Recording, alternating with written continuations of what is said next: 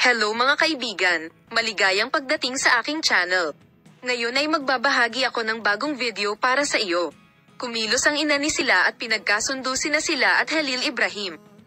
Ang lahat ng mga detalye ay nasa aking video.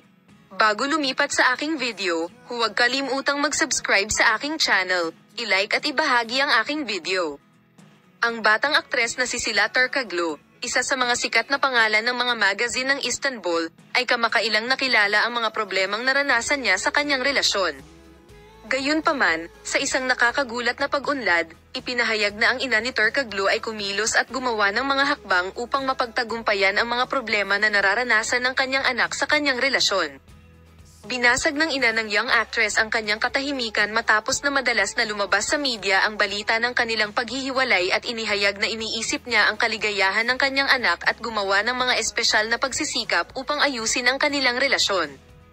Gumawa ng ilang hakbang ang kanyang ina upang malutas ang mga hindi pagkakasundo sa pagitan ng mga pamilya at tipunin sila upang maibalik ang mga relasyon.